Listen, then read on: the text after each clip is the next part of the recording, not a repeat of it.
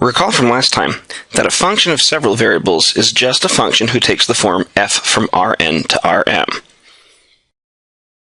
That is, its input values are ordered triples in R3 or ordered pairs in R2, but its output values are real numbers. For example, the function f of xy equals x times the square root of 2x plus 3y would be an example of a function of two variables, whereas the function g of x, y, z equal to, say, sine of x plus y over, let's say, z plus x would be a function of three variables. Now recall that the domain of a function is just the set of allowable input values. In other words, it's what numbers can you plug into the function so that the output is a well-defined real value. So let's take a look at these two examples. In the red example, the function f of xy, the only restrictions on the outputs are that it's got a square root in it, so we would need the expression underneath the square root to stay greater than or equal to 0. So our domain is the set of all points xy such that 2x plus 3y is greater than or equal to 0. What does that actually mean? Well, it's a subset of the plane, right? The domain is R2. So we could attempt to draw this. What I'll do is I'll first try to figure out the set of values where 2x plus 3y is equal to 0. The places where the output would be exactly 0. Now that's a line right here. If we were to go and solve it for y, we would have y is equal to negative 2/3 x. And so that's a line that drops 2 units for every 3 units across it goes. So that would be this line right here. Fundamental theorem of graphing. Draw the dots big enough, the curve always passes through them.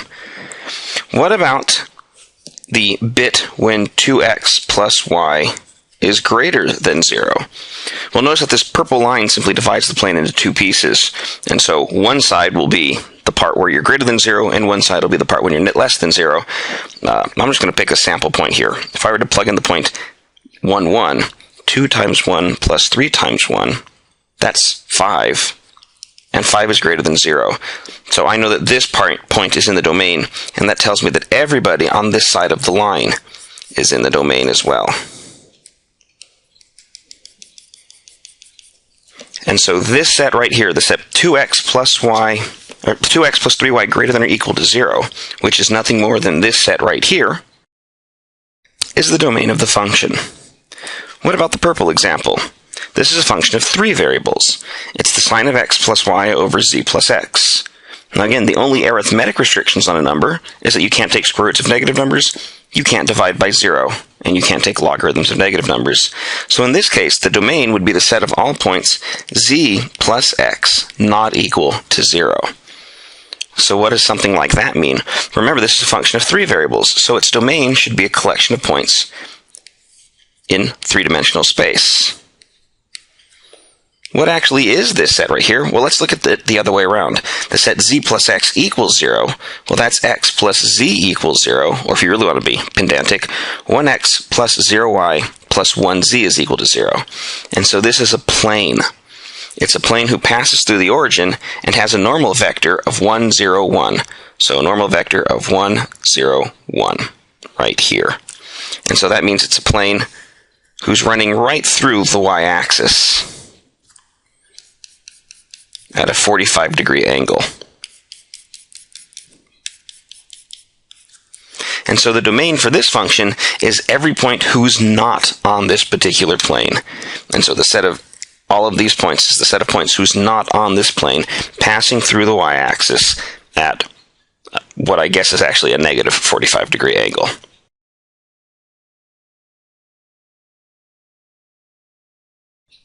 So what we'd like to be able to do is to take calculus ideas from Calc 1 and Calc 2 and extend them to functions of 2 and 3 variables, just like we extended them to functions who were vector valued. So the starting point is we're going to need to be able to describe what a limit of a function is.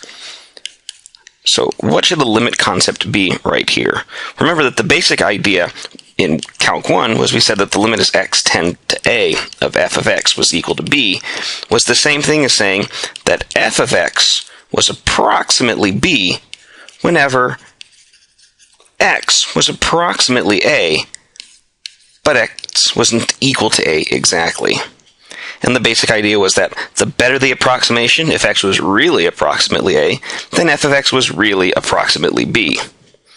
How are we going to change this or modify this to make it fit for functions of two variables? Well, let's see. What we would really like to have is we would like to have the function f of xy be really, really close to some value, which has to be real. And we want that to be true whenever an input value, say xy, is close to some other input value, which in this case is going to have to be an ordered pair, but not exactly equal to it.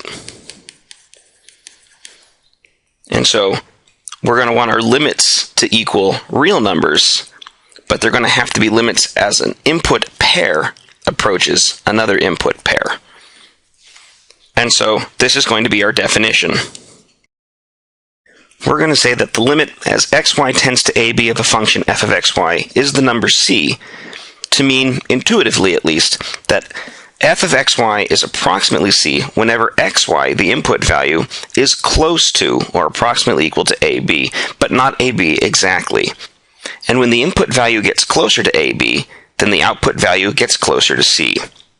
We can even sort of make sense out of this description pictorially. Imagine we had the graph of this function, which I'll sort of draw as a surface floating above the xy plane. I know it sort of passes the vertical line test, so this is kind of a standard picture we'll draw here. So let's say that we have this point AB right here. And up at the top, we'll have this value C right here. So here's the point A, B, C. Now it's worth pointing out that AB, this point right here, doesn't have to be in the domain. I mean, that was sort of the whole point of a limit, is to see what happened at places that you couldn't plug things in. But I do need him to be surrounded by points in the domain. So I do need all of these points around here to be able to be plugged into the function. So what does this statement mean down here? Well, it means that if I were to go through and take all of the different y values for these dots, every corresponding, well, not y value, z value, every corresponding dot that came from these input values, all of these should be at approximately the same height.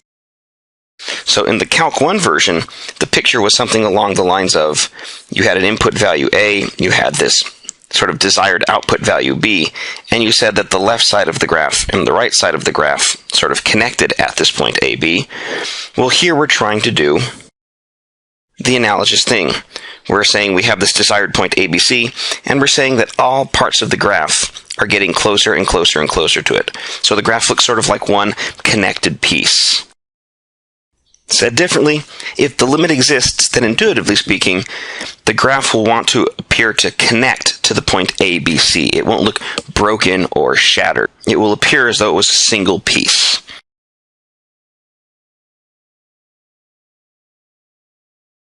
As an example, let's compute the limit as xy tends to the point 1, 3 of the function 2x plus 3y. So what we're trying to do is we're trying to figure out if we have the function f of xy equals 2x plus 3y, then what should f of x be approximately if xy is really close to 1, 3? Now notice that if at exactly the point 1, 3, we're going to get the value 2 times 1 plus 3 times 3. So that's 2 plus 9, or 11. But what happens exactly at this value is not what makes a limit a limit. We could try plugging in values who are close to it, though. For example, we could try plugging in, say, what would be a point who's close to 1, 3? How about 0.9, 3.1? That's kind of close to 3. So that would get me 2 times 0.9 plus 3 times 3.1. That comes out to being 11.1, which is pretty close to 11. What about trying some other point who's close by? Let's say we try 1.1, comma 2.9. So that's going to get me 2 times 1.1 plus 3 times 2.9. In this case, that's going to be about 10.9, which is still pretty close to 11. We could even try another point. Let's try the point, say, 0.99, comma 3. Now, some of you might be worried about this 3 part here. You say, no, you can't let the point be 1, 3. Well, remember, I can't let I can't plug in exactly the 0.13, but I am allowed to have one of the two coordinates match. So if I gave this one a shot, I'd have 2 times 2 times 0.99 plus 3 times 3. And that's going to get me a grand total of 10.98, which is still pretty close to 11. So it seems as though every time I'm plugging in a value who's close to the 0.13, I'm getting outputs who are very, very close to 11. So it certainly looks like the answer is supposed to be 11 each time. So we would guess that the limit as xy tends to 1, 3 of the function 2x plus 3y is equal to 11. We could kind of confirm this by plotting the graph of this function. Now remember that the graph of the function is just the surface z equals f of xy, or z equals 2x plus 3y, which in this case is 2x plus 3y minus z equals 0. And we know that that's the equation of a plane. In fact, we even plotted this plane last time. We got a graph who looked something like this. It was a plane who passed through the origin, who kind of went up, sort of steeply in fact, as we moved into the first octant. But the upshot is, it's a plane. So if we go to the point 1, 3, and we look up at the graph of the function right here, well, obviously the graph is going to sort of connect to this point. It doesn't have any breaks, or heck, it doesn't even have any bends. This has got to be what the limit is. In fact, this same argument shows something stronger. By repeating this basic argument, if you take any function of the form ax plus by, where a and b are constants, and you take the limit as xy tends to some input point x0, y0, then the limiting value should be exactly what you get by plugging in x0, y0 into this equation. Because this function right here is going to be the graph of a plane. And every plane is a nice smooth shape. They don't have any breaks. They don't have any weird things happening. So if you give me the point x0, y0, then certainly the graph is going to want to connect to that point because it's, well, a flat plane. We're going to use this tool an awful lot.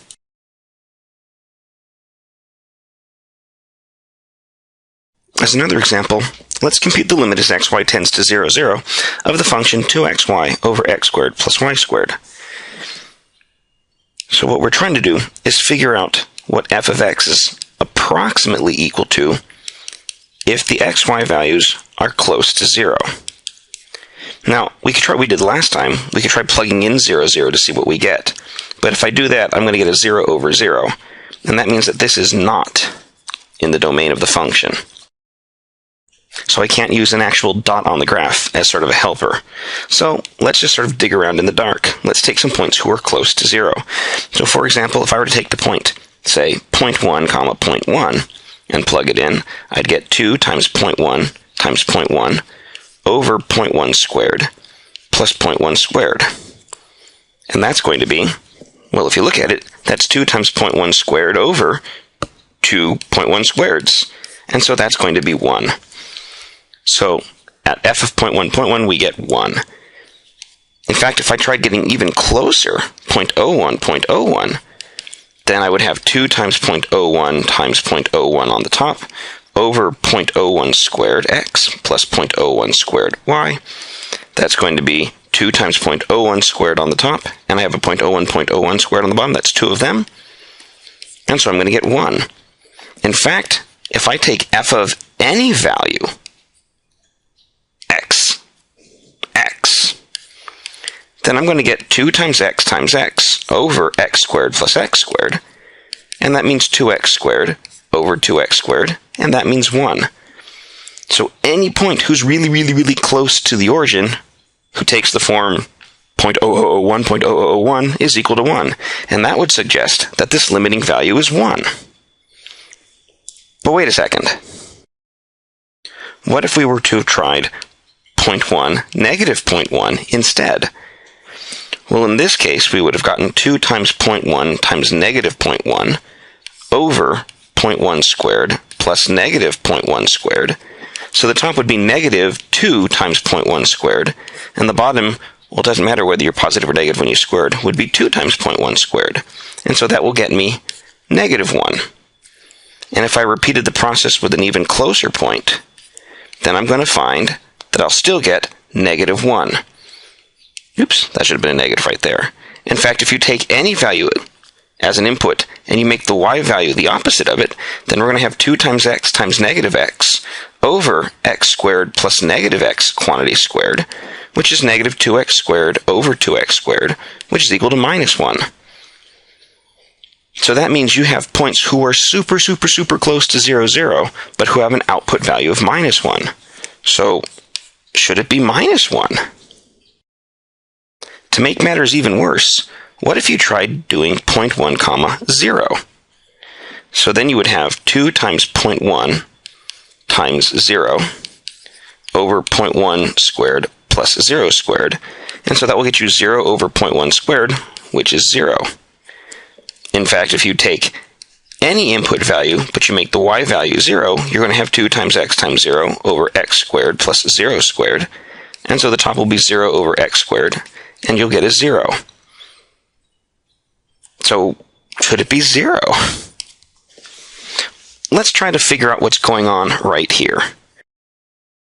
Here's a picture of the xy plane, the domain of this particular function.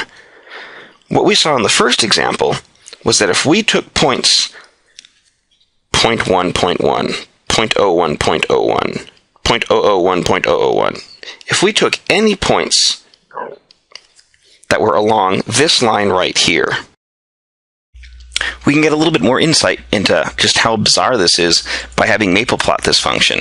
This is what the graph of this looks like. Now, when we were in Calc 1, the only thing that could ever make a limit go bad was an asymptote or a jump, or maybe something which oscillated wildly. But here in 2 variables, we have something much more bizarre happening. Let me zoom it out a little bit more so we can see what's going on right here. We've got this surface. And if you take a look at it, it doesn't look like one piece. It kind of looks like 2 pieces sort of folded over. There's this really sharp crease running straight down. It almost looks as though there's 2 separate surfaces trying to fight for their share of the z-axis. And that's usually indicative of a limit not existing right here. In fact, if we look at it from straight down so that we can see all of the different z-traces, we'll notice that all of the different z-traces are straight lines. And that was what we were finding in our investigations, is that as we approached along straight lines, the y values were always equal to 1. And in this case, all of the different contours are crashing together at a common point. Well, that's usually going to be bad mojo for a function right here. But let's investigate these ideas in a little bit more detail. Then the output value was always equal to 1. On our second set of points, we took the point 0.1, negative 0.1, or smaller and smaller versions of this one. We took values where the x-coordinate and the y-coordinate differed by a negative sign. So if we took any of these input values, then the output value was always negative 1. And the last set of examples said, well, what if we took 0.10 or 0.010, or we took any x value with 0 as its second component? And we found that the output values here were always 0. And you could actually do the same thing right here if you checked these. So what does that mean for the limit? Well, it means that no matter how close to the 0, 0 you get, no matter how small a circle you draw around 0, 0, there's always going to be input values, these guys right here, who have an output value close to 1. There will always be input values, these guys here or here, who will always have an output value of 0. And there'll always be input values, these guys here, who always have an output value of negative 1. So there is no one output value that you're getting closer and closer and closer to. These 3 sets of points just completely disagree with each other all of the time. And so what does that tell me? It tells me that f of x doesn't approximate anything as you get closer and closer to 0. It sort of depends on what direction you're coming from. And so I would conclude that this limit does not exist.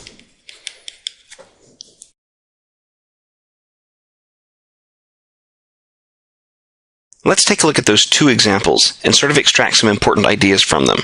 In the first example, we had a function f of xy, where when we took the limit as it approached the point, say, x0, y0, the limiting value was just the function evaluated at that point right here. If this ever happens, if the limiting value is nothing more than the function value, then we say that f is continuous at the point x0, y0. So, for example, we've just shown that any function of the form ax plus by is always continuous. Even better, a lot of the rules governing continuity from Calc 1 carry over into Calc 3. So, for example, if f of x, y, and g of x, y are continuous functions, then their sum is continuous, and their product is continuous. And even their quotient is continuous, provided the second function, the denominator, isn't 0 at the point in question. There's also one more rule, which is extremely important.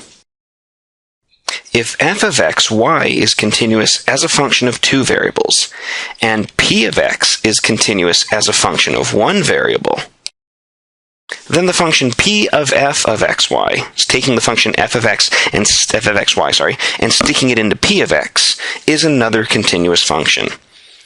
These are sometimes called the limit laws or the laws of continuity, and they allow us to take the limits of very complicated things by breaking them apart into something simple.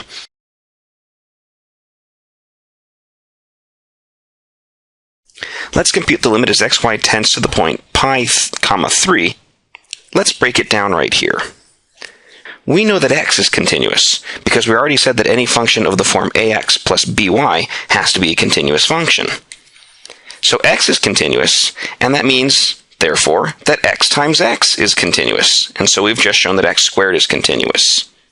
Looking at the next piece, we also know that y is continuous, because y takes the form 0x plus 1y. And since e to the x is continuous in Calc 1, that means that e to the y is continuous here. That's the composition rule. We took this function and plugged it into that one. 2, by the way, that's just sort of trivially continuous.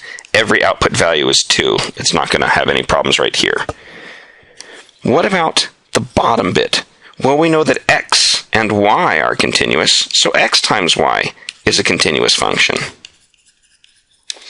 We also know that sine of x is continuous in Calc 1. So if we take x times y and plug it into sine of x, we now know that the sine of x times y is continuous. So every single one of these functions is continuous. And the limit laws say that we can add and divide continuous functions as long as the denominator is not equal to 0. Well, let's just double check that. If we were to plug this point into the function, we would get x squared plus e to the y plus 2 over the cosine of x times y.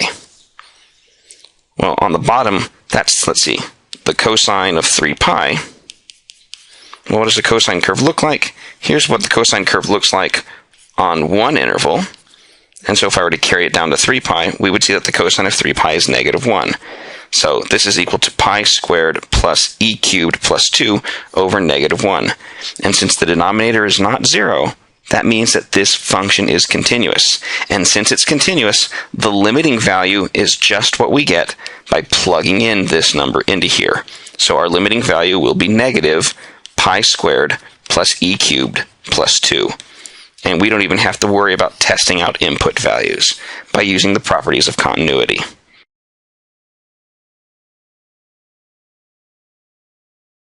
The other big limit idea came from taking a look at this example, the 2xy over x squared plus y squared.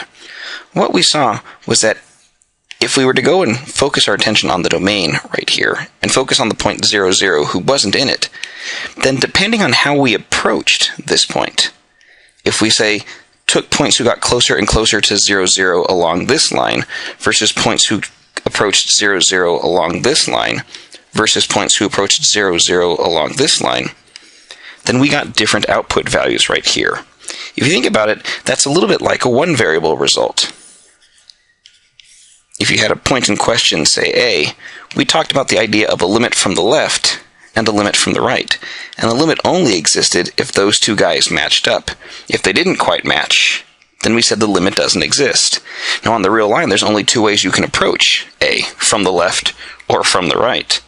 But in 2 dimensions or 3 dimensions, there's a multiplicity of ways we can approach the limit.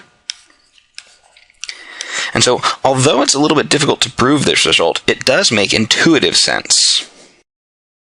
And that idea is this. The limit is the point xy tends to x naught y naught of f of xy is equal to L.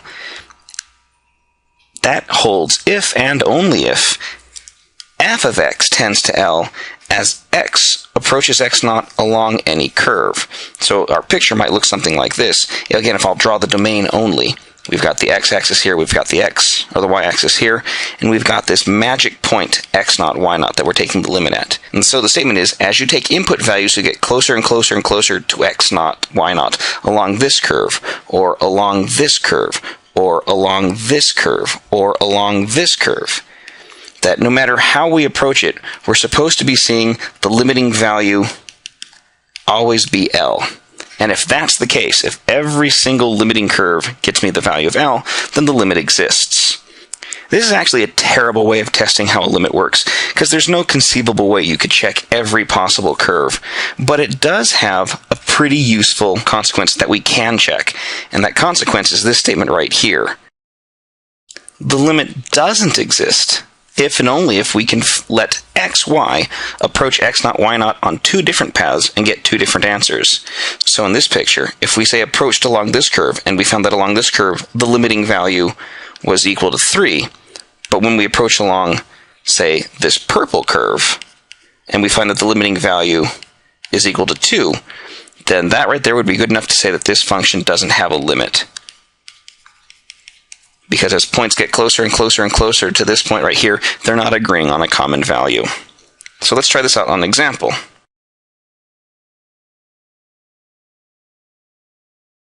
Show that the limit as xy tends to 0, 0 of the function x squared minus y squared over x squared plus y squared doesn't exist.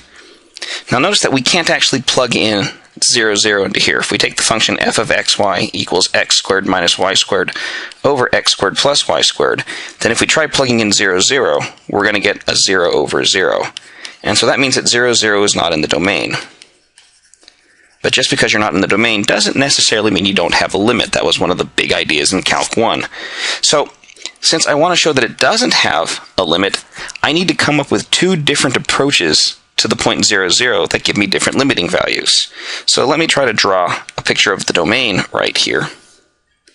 Here's the point 0, 0, and I'm sort of drawing it open because I know he's not in the domain. Let's see if we can find 2 different approaches that give me different values.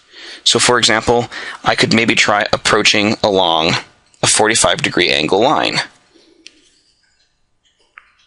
So if I pick points along this 45-degree angle line, well, the 45-degree angle line is the line y equals x. So that means along this line, along the line y equals x, f of xy would look like f of xx, because the points are the same. The x and the y values are the same.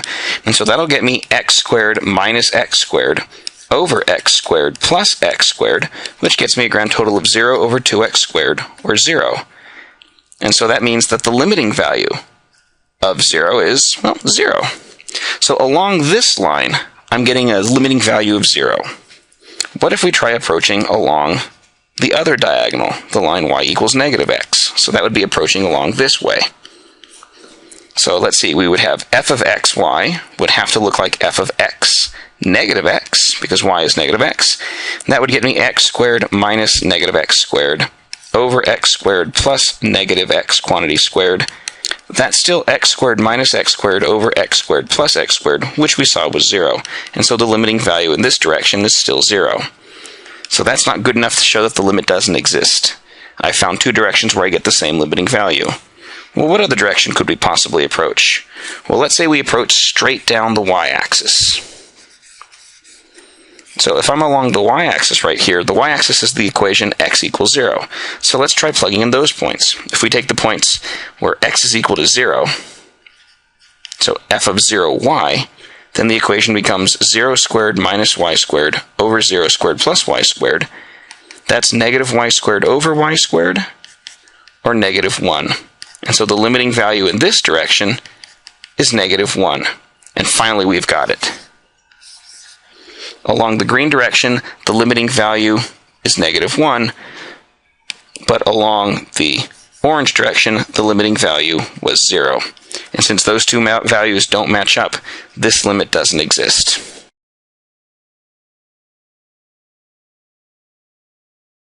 Here's another example. Find the limit as xy tends to 0, 0 of the function sine of x squared plus y squared over x squared plus y squared, if that limit exists. Now, if we just try taking this function, f of xy equals the sine of x squared plus y squared over x squared plus y squared, and try plugging in the origin, 0, 0, we're going to get the sine of 0 over 0. We find that this is not in the domain. So the function isn't continuous at this point. We could try approaching along different lines to see whether or not we think this limiting value exists. So, for example, let me try to draw the domain again. We're trying to figure out what happens at this point in the middle.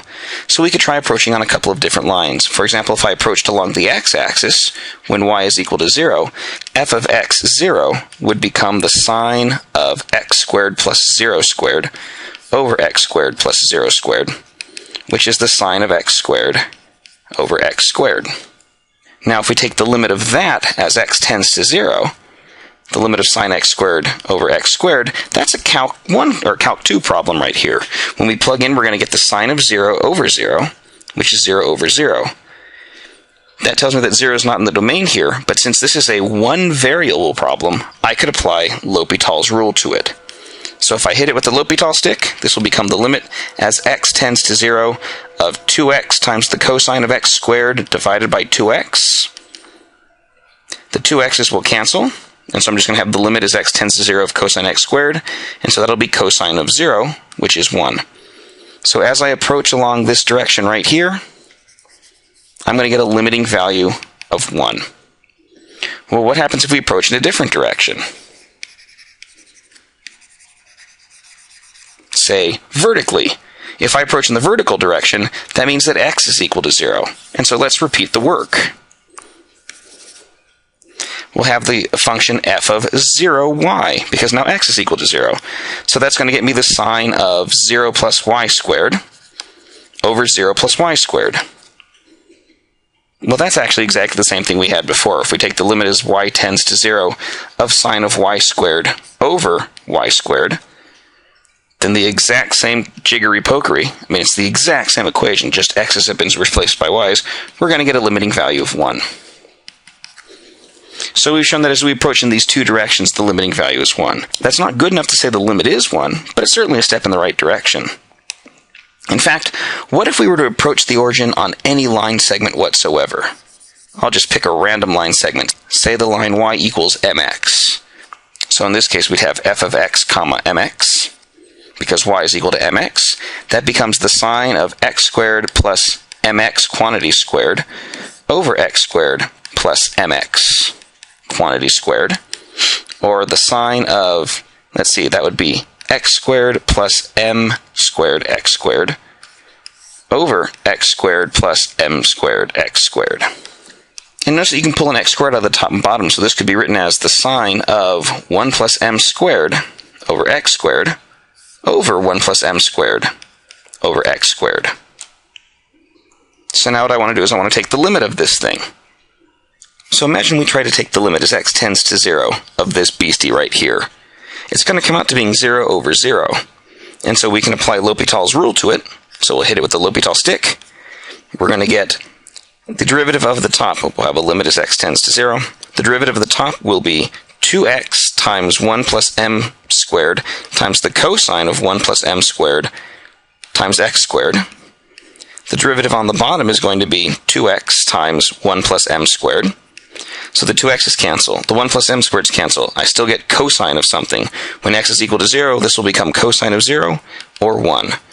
So as I approach from every single line, we're going to get a limiting value of 1. Does that mean that the limiting value actually is 1? Well, the theorem says we have to approach it from every possible curve, and I've really only picked the straight lines, but I've got lots and lots of evidence to suggest that this limiting value is 1. Pretty much the only other thing that I could do right now is I could attempt to graph this guy and see whether or not this function looks nice and connected around the point 1. So let's go and do that. So let's go fire up Maple here. Now remember that to plot the graph of a function, we really are just needing to plot the graph of the surface z equals whatever that function was, in this case sine of x squared plus y squared, divided by x squared plus y squared. And so if you have an equation like this to plot, then the command is implicit plot 3D. So let me go and set this up for us. And so this is the graph that Maple gives us. And now if we take a look at it, remember we're taking the limit at 0, 0, which is this point dead center.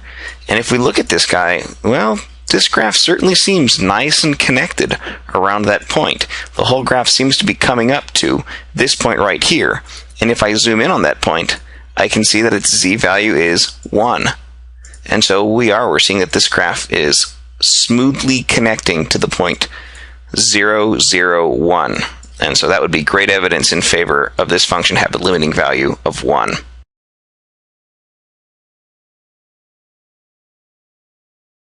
In a similar spirit, let's try this limit. The limit is xy tends to the origin of x squared y over x to the fourth plus y squared. Now, just like in the other ones, we can't actually plug in 0, 0 into the bottom. We can't use continuity because we'll get a division by 0. So, if we take our function f of xy equals x squared y over x to the fourth plus y squared, we're going to have to investigate this limit a little bit more indirectly. So one of the things that we could do is we could try approaching this limit in a straight line. Now, if I approach this limit in a straight line, well, here's the equation of pretty much every straight line in the plane for different values of m. So what would happen if I did that? We'll have f of x, y, which is mx. That will get me m x squared times mx over x to the fourth plus mx quantity squared. So that's going to, let's see if we clean that up, that gets me mx cubed over x to the fourth plus mx to the fourth, m squared x to the squared, sorry. Notice that you can pull an x squared out of the top and bottom. So the top is x squared times mx, the bottom is x squared times x squared plus m squared, and so those cancel. And so we get just mx over x squared plus m squared. So this is what the function looks like when we're on one of these straight line curves. So now we can take the limit of it. If we take the limit as x tends to 0, of f of x mx. That's the limit as x tends to 0 of mx over x squared plus m squared. And we're going to get 0 on the top, we're going to get m squared on the bottom, and that's the number 0. So we've just shown that if you approach the point 0, 0 on any straight line curve, you get a limiting value of 0. And so that would be strong evidence to say that this limiting value right here should be 0. However, just like last time, the theorem says you have to show that the limiting value is 0 on any possible approach, and we haven't done that. So what we could do is we could look at the graph and see whether or not the graph seems to agree with us. So let's go and do that right now. So if we go and have Maple plot this function, then this is the graph that we get right here. And wow! That thing is significantly less friendly than it was before. One of the things I notice about this graph is that in this area right up in here, the graph seems to be really quite badly broken right there. I'm not 100% sure if that's a plotting error, if that's really what the graph looks like. But I also see that it's broken down here. And the graph also seems to be really wildly folded and creased right along this valley right here, or looking at it from underneath, right along this valley right here. That's a lot of evidence to somehow say that this graph, especially looking at it from the side angle where it seems to be almost two separate pieces, is discontinuous at this point, that its limit doesn't exist. Here's an even weirder thing. Imagine we were to look at this straight down from the top so that we could see its level sets. Well, every single one of its level sets seems to be crashing into a common point right here. All of its level sets are sort of vaguely shaped like parabolas, and they're all crashing at a common point. And that point is 0, 0, which would seem to suggest that 0, 0 needs to be at many heights at the same time in order to make this function happy.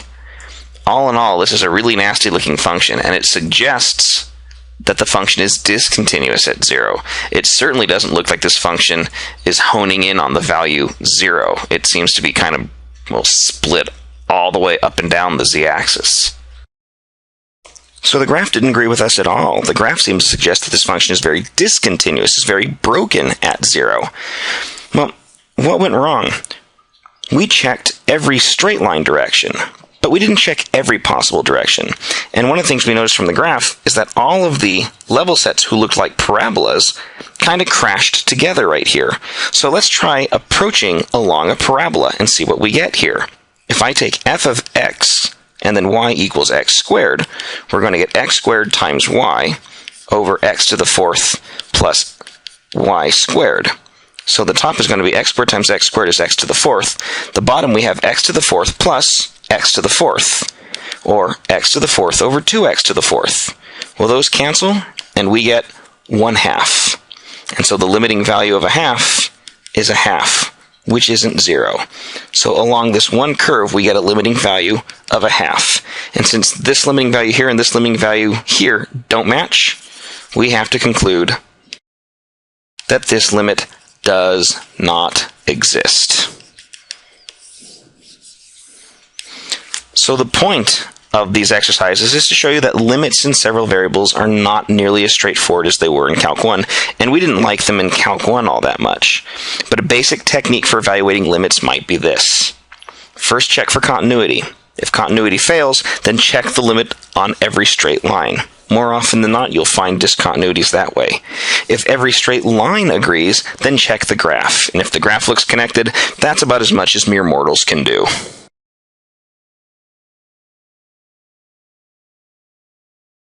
There may be one last lagging question that you have, though, is in all of the past couple examples, if we would have plugged in directly, we would have gotten 0 over 0, which is an indeterminate form. So why don't we just hit this limit with L'Hopital's rule? Well, think about what L'Hopital's rule would say. You would get a brand new limit, and you would replace the top by the derivative of the top, and the bottom by the derivative of the bottom. But what is that? What's the derivative of x squared y? How do you take the derivative of a function when both of the letters in it are variables in their own right? Do you use the product rule on something like this? Do you just treat y as a constant or x as a constant? How do you take the derivative of a function of several variables? It turns out that that question is so important and non-trivial that we're going to take a couple of topics to try to work our way through it.